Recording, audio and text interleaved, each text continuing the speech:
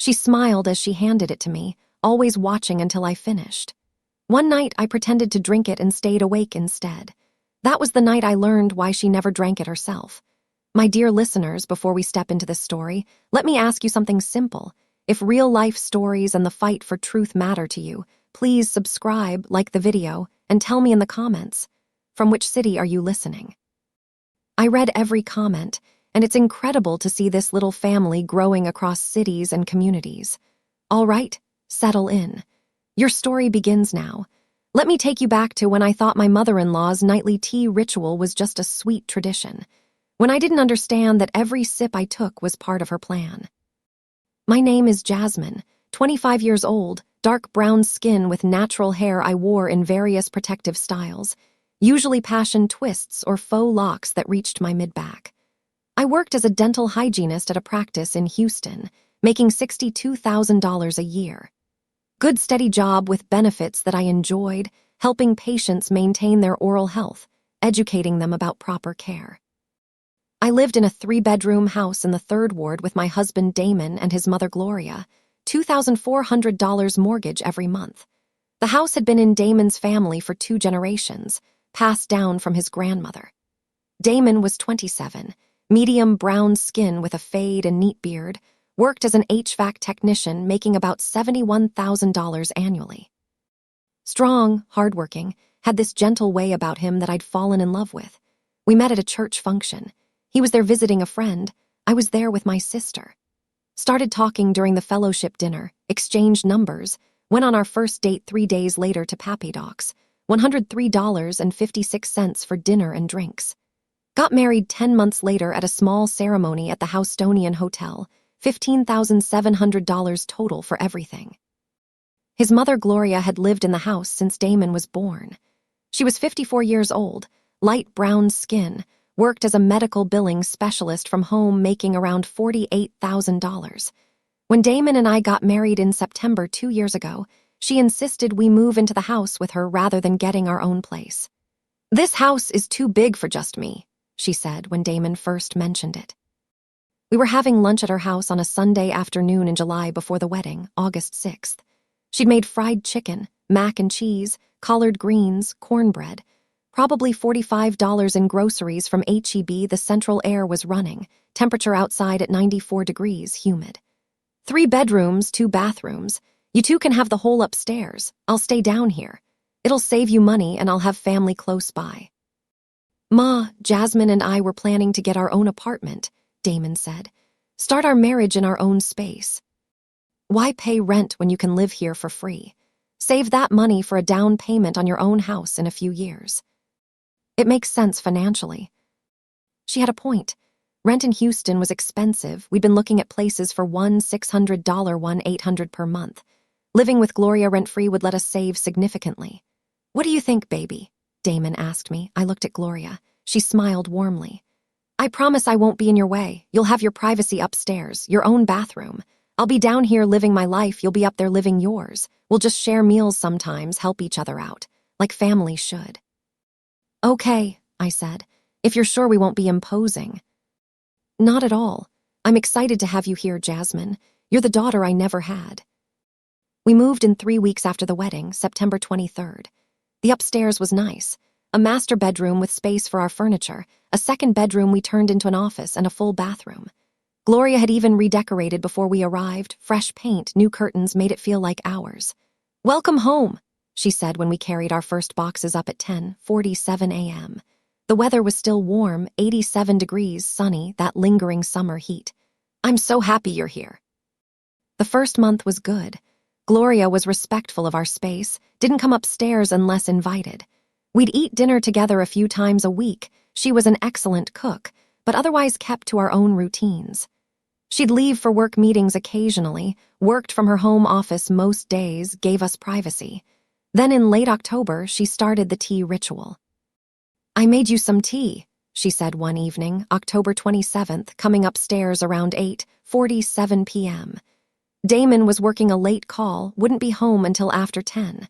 I was in our bedroom reading a book, wearing my purple pajama set, hair in a bonnet. "It's a special blend my mother used to make. Helps you sleep." She handed me a white ceramic mug, steam rising from it. The tea was a dark amber color, smelled like chamomile and honey with something else I couldn't identify. Thank you, that's sweet, but I usually don't have trouble sleeping. Still, it's good for you, full of antioxidants. And it's tradition. My mother gave it to me every night when I first got married. Now I want to do the same for you. She stood there holding the mug out, smiling. It felt rude to refuse. Okay, thank you. I took the mug, sipped it. It was sweet, slightly herbal, not bad. Drink it all, she said. It works best if you finish the whole cup. I drank it while she watched, standing in my bedroom doorway. Finished the entire mug within a few minutes. There you go. You'll sleep so well tonight. Sweet dreams, daughter. She took the empty mug and left, closing the door behind her. That night I slept deeper than I ever had. Didn't wake up once. Slept straight through from 10:15 p.m. until my alarm went off at 6:30 a.m. Woke up groggy, disoriented, like I'd been sedated. How did you sleep? Gloria asked at breakfast. I'd come downstairs at 7:12 a.m. to make coffee before work. She was already in the kitchen, making eggs and toast.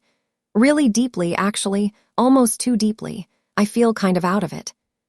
That's the tea. It's powerful, your body will adjust. Sit down, I made you breakfast. The next night, October 28th, she brought the tea again. Same time, 8:47 p.m., same white mug, same amber liquid. Your nightly tea, she said, smiling. Gloria, I appreciate it, but I don't think I need it every night. Nonsense. It's good for you, keeps you healthy. My mother gave it to me every single night for the first 5 years of my marriage. It's tradition. But, just drink it, Jasmine. It's a special recipe. You'll thank me. Again, she stood there watching, waiting.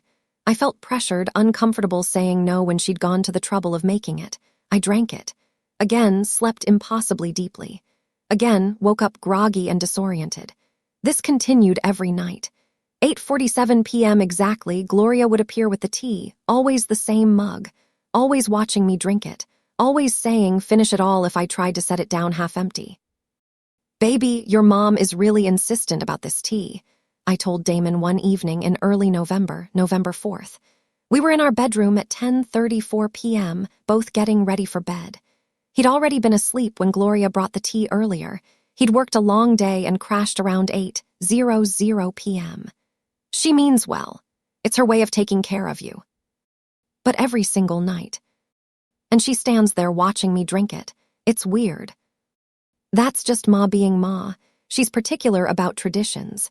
If it bothers you that much, just tell her you don't want it anymore. But I had tried, multiple times. And Gloria would get this hurt look, say things like, I'm just trying to help you, and my mother did this for me and it meant so much. I felt guilty refusing. By mid-November, 2 weeks into the nightly tea ritual, I started noticing other things. I was sleeping 10, 11 hours a night. Would go to bed at 10:00 p.m. and sleep until 9:00 a.m. on weekends. During the week, my alarm would go off at 6:30 a.m. and I'd struggle to wake up, hit snooze multiple times, finally drag myself out of bed feeling like I'd been drugged. Maybe you're coming down with something, my coworker Keisha said when I mentioned feeling constantly exhausted. We were at work November 14th between patient appointments at 2:17 p.m. She was a dental assistant my age, had become a good friend. You should see a doctor. I just feel so tired all the time, like I can't fully wake up. Are you stressed? Stressed people sleep more. I don't think I'm stressed. Life is good, work is fine, marriage is good. Then definitely see a doctor. Constant fatigue can be a sign of something serious. I made an appointment with my primary care physician for the following week, November 21st. Dr. Patricia Moore, a Black woman in her 40s. Her office was in Midtown, modern and clean. Tell me about your symptoms, she said after the nurse took my vitals. Blood pressure slightly low at 105/68, pulse normal, temperature normal. I'm exhausted all the time, sleeping 10 to 12 hours a night, still waking up tired, having trouble focusing during the day. Any changes in your routine recently? New medications? Changes in diet? No medications. Only change is my mother-in-law makes me tea every night. Some herbal blend her mother used to make. Dr. Moore's expression shifted slightly. Every night. What kind of tea? She says it's chamomile and herbs, helps with sleep. And you drink it every night before bed. Yes, she's very insistent. Jasmine, I'm going to run some blood work. I want to check for a few things. Do you know what herbs are in this tea? No, she won't tell me the recipe. Says it's a family secret. Okay, let's do the blood work and I'll call you with results in a few days. In the meantime, try skipping the tea one night. See if you feel different the next morning. I went home from that appointment uneasy. Why had Dr. Moore seemed concerned about the tea? That night, November 21st, when Gloria brought the tea at her usual 8:47 p.m., I made an excuse. I'm not feeling great tonight. Stomach is upset. I think I'll skip the tea. Gloria's face tightened. The tea will help settle your stomach. Drink it. Really, I'd rather not. Jasmine, her voice was firm now, not sweet. Drink the tea. Gloria, I'm an adult. If I don't want tea. This is my house, my tradition. You disrespect me by refusing. Damon was downstairs watching TV. I didn't want to cause a scene, didn't want to upset the household peace. Fine. I took the mug, drank it quickly just to get her to leave. She smiled. That's my good daughter, sleep well. That night I slept 12 hours. Damon had to shake me awake at 10:00 a.m. the next morning, Saturday, November 22nd. Baby, wake up, it's 10 o'clock. Are you okay? I struggled to open my eyes, felt like I was drugged. What time is it? 10 a.m. You've been asleep for 13 hours. That's not normal.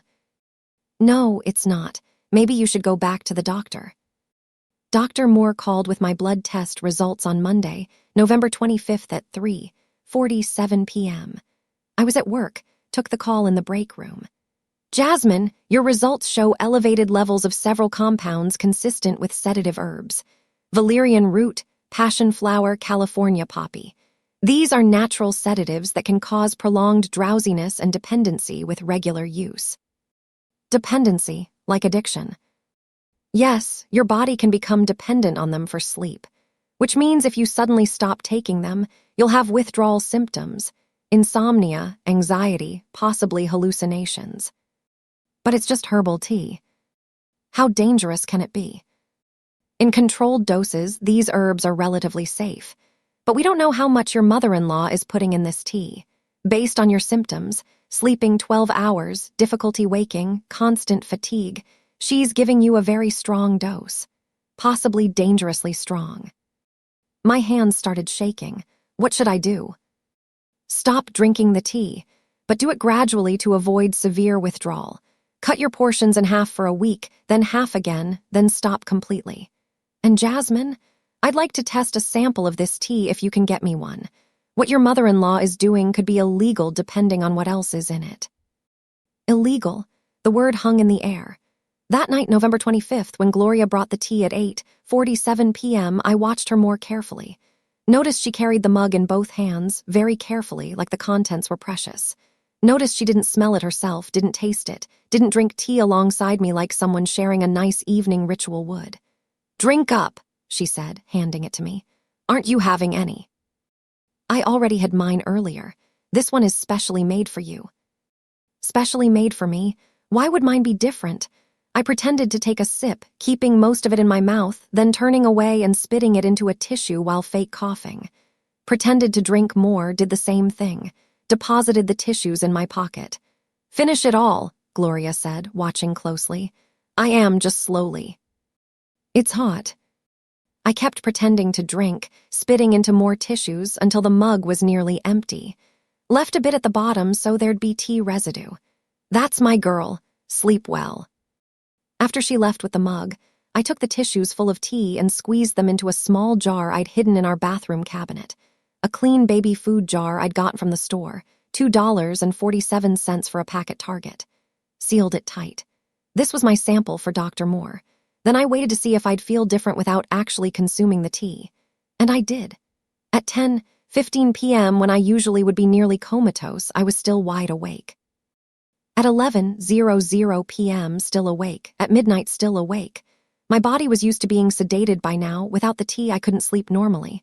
But I stayed awake intentionally, wanted to see what happened in the house at night. Why Gloria was so insistent I drink the tea, what she didn't want me to see or hear. At 1:17 a.m., I heard movement downstairs, careful footsteps. Then I heard the front door open, close quietly. I got up, tiptoed to our bedroom window that overlooked the front of the house, peeked out through the curtains. Gloria was outside, getting into her car. At 1:17 in the morning. She backed out of the driveway, drove away. Where was she going at this hour? I waited by the window. She returned at 3:42 a.m., got out of her car carrying a large bag, looked like a duffel bag or overnight bag, went back inside. I heard her moving around downstairs for another 30 minutes, then silence. What was in that bag? Where had she been? The next morning, November 26th, I felt awful. Withdrawal symptoms starting, anxiety, racing heart, couldn't focus. But at least I'd stayed awake. At least I'd seen Gloria's strange middle-of-the-night excursion. "You look terrible," Damon said at breakfast, 7:23 a.m. We were both in the kitchen. Gloria hadn't come out of her room yet. "Did you sleep?" "Not well. I think I'm coming down with something." "Maybe take a sick day." "No, I'll be okay. Just need coffee." I made strong coffee, $11.47 for the bag from Kroger, drank 3 cups. Went to work feeling shaky and exhausted but determined. At lunch, I dropped off the tea sample at Dr. Moore's office. Her nurse took it, said the doctor would send it to a lab for analysis, results in a week. That night, I pretended to drink the tea again, spit it into tissues, saved it in the jar, stayed awake. This time, Gloria left at 2:03 a.m., returned at 4:27 a.m. Again with a bag. I needed to know what was in those bags, what she was doing. On the third night, November 28th, Thanksgiving, I pretended to drink the tea at the usual 8:47 p.m. We did Thanksgiving dinner earlier at 3:00 p.m. Full spread Gloria had cooked, turkey, dressing, greens, mac and cheese, sweet potato pie, probably $127 in groceries. After she left with my mug, I got dressed in dark clothes, black leggings, black hoodie, sneakers, waited. At 1:52 a.m., I heard her moving, heard the front door, looked out the window. She was getting in her car. This time I followed her. I ran downstairs quietly, grabbed my car keys from the hook by the door, went outside, started my car, a silver Camry, and followed Gloria's car at a distance. She drove south on Scott, took 288, drove for about 20 minutes. Got off at an exit in Pearland, drove through residential streets to a house in a quiet neighborhood. She parked in the driveway of a small ranch house with a for sale sign in the yard. Got out with a key, let herself inside. Lights came on inside the house. I parked down the street, watching. What was she doing in an empty house at 2:00 a.m.? 30 minutes later, she came out carrying 2 large bags. Heavy bags based on how she was carrying them. Loaded them in her trunk, locked up the house, drove away. I followed her back home. Watched her park, unload the bags, struggled with their weight, take them inside through the garage entrance. I got home 2 minutes after her parked, went inside as quietly as possible. Could hear her in the garage below the house. Heard what sounded like digging. Digging, in the garage, at 2:47 a.m. I tiptoed down the stairs that led from the kitchen to the garage. The door at the bottom was slightly ajar. I peered through the crack. Gloria was in the garage, bag open beside her, digging in the dirt floor of the garage. Our house had a partially dirt-floored garage, old house with original foundation. She was burying something. Small plastic bags that looked like... My stomach dropped. They looked like bags of money. She was burying bags of money in our garage. I backed away quietly, went back upstairs. Got into bed beside Damon, who was sleeping peacefully, completely unaware. Lay there with my heart pounding. Why was Gloria burying money? Where was it coming from? Why was she going to empty houses in the middle of the night? The next morning, November 29th, I called in sick to work. Told my supervisor I had the flu, needed a few days. After Damon left for work at 7:52 a.m. and Gloria went to her home office for a meeting at 8:30 a.m., I went into the garage. Found where she'd been digging, fresh dirt in the far back corner. Took a small gardening shovel from the shelf, $14.99 from Home Depot that I'd seen. Started carefully digging. 3 inches down, I hit plastic. Pulled it up. A Ziploc bag full of cash. $100 bills bundled in stacks. I pulled out one bundle, counted it. $10,000. There were at least 10 bags buried here, maybe more. At least $100,000 hidden in our garage. I took photos with my phone, photographed the money, the bags, the location, then carefully reburied everything exactly how I'd found it, covered the dirt, made it look undisturbed. Went back inside shaking, called Keisha. "Girl, I need to tell you something crazy and you have to promise not to tell anyone." "What's going on? You sound scared." I told her everything. The tea, Dr. Moore's warnings, following Gloria, the money buried in the garage. "Jasmine, that's drug money, or stolen money. Either way, your mother-in-law is involved in something illegal." "What do I do?" "Call the police, right now." "But Damon needs to know what his mother is doing. This could blow back on both of you. If that's illegal money and police find it, you could both be implicated just for living there." She was right. I needed to report this, but I needed to tell Damon first. He came home that evening at 6:34 p.m. I asked him to come upstairs, said we needed to talk privately. "What's wrong?" he asked when we were in our bedroom, door closed, 6:47 p.m. "I need to tell you something about your mother, and I need you to stay calm and hear me out." "Okay." I told him everything. The tea making me sleep 12 hours. Dr. Moore finding sedatives in my blood. Gloria's midnight trips. Following her to the empty house. The money buried in our garage. His face went from confused to disbelieving to horrified. "You're saying my mother is drugging you and burying money in our garage?" "Yes, I have photos. Come look." We went to the garage at 7:02 p.m. I showed him where to dig. He dug with his hands this time, frantic, found the bags. Pulled them out. "Oh my God, oh my God." He sat back on his heels, staring at the money. "What is she doing?" "I don't know, but Damon, we have to call the police. This is serious." "Let me talk to her first. There has to be an explanation." "What explanation? What legitimate reason would she have for burying cash?" "I don't know, but she's my mother. I need to hear her side." We went back inside. Gloria was in the living room watching TV. She looked up when we walked in, both of us filthy from the garage. "What were you two doing out there?" "We found your money," Damon said. "In the garage, buried." Her face went pale, then hardened. "You had no right to go through my things."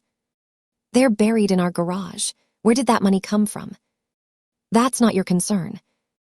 "Ma, there's at least $100,000 hidden in our house. It's absolutely my concern." Gloria stood up, turned off the TV. "Sit down, both of you, I'll explain." We sat on the couch. She sat in the chair across from us, hands folded, looking calm. "I've been running an operation," she said, "for the past 8 years, since your father died and left me with nothing but debt." "What kind of operation?" Damon asked. "I work in medical billing, as you know. I process insurance claims for multiple doctors' offices. Over the years, I learned how to manipulate the system, submit false claims, inflate billing codes, bill for services never rendered. The insurance companies pay out. I collect the checks, deposit them, withdraw cash, hide it." My hands went numb. "You've been committing insurance fraud." "I prefer to think of it as taking back what the healthcare system steals from us every day. But yes, technically it's fraud." "How much have you stolen?" Damon's voice was barely a whisper. "Over 8 years, about $2.3 million. The number hung in the air. $2.3 million in insurance fraud. The houses I go to at night, they're empty houses I've found that are for sale or foreclosed. I use them as drop points. Have checks mailed there, pick them up, cash them at different banks, bring the cash home, bury it. Keeps everything off the books. Untraceable." "And the tea?" I asked. "Why drug me every night?" Gloria looked at me with cold eyes. "Because you're home all evening. You might hear me leaving at night, might see me with the bags, might start asking questions. The tea keeps you sedated, sleeping deeply, unaware. I couldn't have you catching on." "You've been poisoning me for a month." "Not poisoning, sedating, there's a difference. You were fine." "I could barely function. I was dependent on those herbs." "A small price to pay for you not ruining everything." Damon stood up, started pacing. "Ma, this is insane. You've committed millions in fraud. You've been drugging my wife. We have to report this." Report it and you both go down with me. You live here. You knew about the money. You'd be considered accomplices. We didn't know. How do you prove that? No, here's what's going to happen. You're going to keep your mouths shut. I'm going to finish one more transaction. There's a big payment coming in next week, about $300,000. Then I'm going to retire. Move somewhere with no extradition. Live off my money. You two can have this house, clear title. Everyone wins. Except all the people whose insurance premiums go up because of fraud, I said. Except the system you've been stealing from. The system steals from us every day. I'm just evening the score. That's not how this works, Damon said. Ma, I love you, but we can't be part of this. We have to report it. Gloria's expression changed, went from calm to threatening. If you report me, I'll tell police you were involved, that you helped me cash checks, that you stored money for me. I'll make sure you both go to prison with me. You wouldn't do that to your own son. Try me. She stood up, walked to her bedroom, closed the door. Damon and I sat there in shock. What do we do? I asked. I don't know. If we report her, she might make good on her threat, frame us somehow. But if we don't report her, we're letting her commit more fraud. And we're living in a house full of stolen money. Damon, this is serious. We went back upstairs at 9:17 p.m., sat in our bedroom trying to figure out our next move. I'm calling a lawyer, I said. Tomorrow morning. We need legal advice before we do anything. Okay, good idea. That night when Gloria brought my tea at 8:47 p.m., I refused. I'm not drinking your tea anymore. I know what's in it. She smiled. I figured, well, at least now you understand why I gave it to you. Family looks out for each other, Jasmine. Remember that. She left with the full mug. I didn't sleep at all that night. Lay awake, terrified, wondering what we'd gotten ourselves into. The next morning, November 30th, I called a criminal defense attorney. Sandra Williams came highly recommended, $4,500 retainer. Her office was downtown. Damon and I met with her at 10:00 a.m., told her everything, the fraud, the money, the threats, our fear of being implicated. First, you need to report this immediately, she said after we finished at 11:47 a.m. Insurance fraud on this scale is a federal crime. The longer you wait, the more it looks like you were complicit. But Gloria threatened to say we were involved, Damon said. She can say whatever she wants. Without evidence, it's just her word. And you have evidence. The photos of the buried money, medical records showing you were being drugged, your testimony about discovering this recently. You'll be fine if you cooperate fully. What about her getting the house? I asked. She said we could keep it if we stayed quiet. The house will be seized as proceeds of crime once she's convicted. You'll lose it either way. But if you report her, at least you won't go to prison yourselves. We reported Gloria to the FBI that afternoon at 2:17 p.m. Met with Agent Marcus Thompson, a black man in his 40s who specialized in healthcare fraud. Showed him all the evidence, the photos, the medical records, told him about Gloria's confession. We'll need to set up surveillance, he said.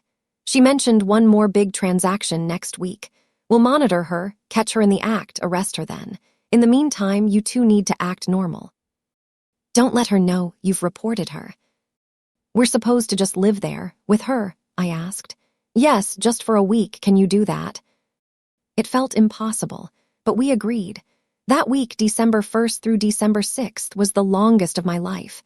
Living in that house with Gloria, pretending everything was normal, while FBI agents watched from vehicles down the street. Gloria kept making her midnight runs.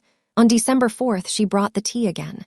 For old time's sake, she asked, offering the mug. No thanks. Suit yourself. On December 6th, a Tuesday evening, Gloria went out at 2:17 a.m. for her final big transaction. FBI agents followed her to the empty house in Pearland. Watched her pick up a package from the mailbox, fraudulent insurance checks totaling $287,000 according to later reports. Arrested her as she tried to leave. The phone call came at 3:47 a.m. Agent Thompson, we have her. She's in custody. You're safe. Damon broke down crying. I held him while he sobbed for his mother, for the life he'd thought he knew, for everything that had been revealed as a lie. Gloria's trial was in March. She was charged with federal wire fraud, healthcare fraud, money laundering, and assault with a controlled substance for drugging me. The evidence was overwhelming: the buried money, the fake claims she'd submitted, bank records showing suspicious deposits and withdrawals, my testimony about the tea. She was convicted on all counts on April 15th. Sentenced to 18 years in federal prison on May 3rd. Ms. Hayes, you systematically defrauded the healthcare system for nearly a decade, Judge Martinez said at sentencing. You stole over $2 million, and when your daughter-in-law threatened to expose you, you drugged her to keep her quiet. You showed no remorse throughout this trial. I'm sentencing you to 18 years in federal prison, with restitution of $2.3 million to the affected insurance companies. Gloria looked back at Damon as they led her away. I did this for you, so you'd have something after I was gone, and this is how you repay me. Damon didn't respond, just watched his mother be taken to prison. The house was seized, just like Sandra Williams predicted. We had 30 days to move out. Found an apartment in Midtown, $1,875 per month, 2 bedrooms, fresh start. Dr. Moore prescribed me medication to help with the withdrawal symptoms from the herbs Gloria had been giving me. It took 3 months to feel normal again, to sleep naturally without sedatives, to not feel constantly drugged. I started therapy with Dr. Angela Freeman in June, a Black woman in her 40s who specialized in trauma and family abuse. Her office was in the Heights, $160 per session with my insurance. What your mother-in-law did was poison you, she said in our first session on June 14th. Not with the intent to kill, but with the intent to control. To keep you unconscious and unaware so she could continue her crimes. That's a violation of the deepest trust. I keep wondering if I should have known sooner, refused the tea from the beginning. How could you have known? She framed it as tradition, as care. That's how abusers work, they disguise control as love. Damon struggled even more than I did. His mother's betrayal had shattered him. He blamed himself for not seeing it, for not protecting me, for bringing me into that house. We went to couples therapy starting in July with Dr. Marcus Johnson, $180 per session. His office was in Montrose, modern and comfortable. You're both victims here, he told us in our first session on July 9th. Gloria victimized Jasmine by drugging her. She victimized Damon by manipulating his love and using his home to hide her crimes. You need to heal individually before you can heal together. By fall, 8 months after Gloria's arrest, we were slowly rebuilding. Damon had gone no contact with his mother, refused to visit her in prison, refused to take her calls, refused to read her letters. I supported that decision. She'd made her choices. I changed jobs in September, took a position at a different dental practice with better hours and better pay, $68,000 annually. Needed a fresh start, needed to be away from coworkers who knew what had happened. Started dating my husband again, that's what Dr. Johnson suggested. Pretend you're dating again. Rebuild the romance that got lost in all this trauma. We went to dinner at Pappy Doc's in October, a Saturday night at 7:15 p.m., $112.67 for both of us. The same restaurant where we'd had our first date 4 years earlier. I'm sorry you got dragged into my family's mess, Damon said over dinner. You didn't know. Neither of us did. Still, you deserved better than being drugged for months. We both deserve better than what we got, but we're here now. We survived. That's what matters. By December, 1 year after everything happened, we'd bought our own house. Small starter home in the Heights, $287,000, $2,100 mortgage. 3 bedrooms, 2 bathrooms, a backyard, ours, no buried money, no secrets, no mothers-in-law drugging anyone. We hosted our first Christmas there on December 25th, just us and my family, my parents, my sister, my brother-in-law, my nephew. Ham, mac and cheese, greens, rolls, sweet potato pie, $167.89 in groceries from Whole Foods. Everyone laughing, happy, safe. This is what family should feel like, my sister said while we were cleaning up the kitchen at 8:47 p.m., the same time Gloria used to bring that damn tea. Yeah, it is. Looking back now, 2 years after Gloria first handed me that mug of drugged tea, I can see how that moment changed everything. How pretending to drink it one night, staying awake instead of sedated, revealed the truth. Here's what I want you to understand. If someone insists you consume something every day, especially something that makes you feel different or impaired, question it. Even if it's framed as tradition or care. Even if it's from family. Your body autonomy matters more than anyone's rituals. Trust your instincts. When I started feeling excessively tired, sleeping abnormally long, struggling to wake up, I knew something was wrong. I should have stopped drinking the tea immediately instead of waiting for doctor's orders. Document everything. The photos I took of the buried money, the tea sample I gave Dr. Moore, the medical records showing sedatives in my system, all of that was crucial evidence. Without it, the FBI might not have believed us. And know that you can survive even when family betrays you. Gloria drugged me for a month, used me as cover for her crimes, threatened us to keep us quiet, but we reported her, testified against her, and rebuilt our lives. Damon still struggles with what his mother did, sees a therapist weekly. Some days are harder than others. But we're getting through it together. Gloria writes letters from prison. We return them unopened. She has 16 more years on her sentence. We have the rest of our lives to live freely. My mother-in-law insisted I drink her tea every night. She smiled as she handed it to me, always watching until I finished. But one night I pretended to drink it and stayed awake instead. That was the night I learned why she never drank it herself.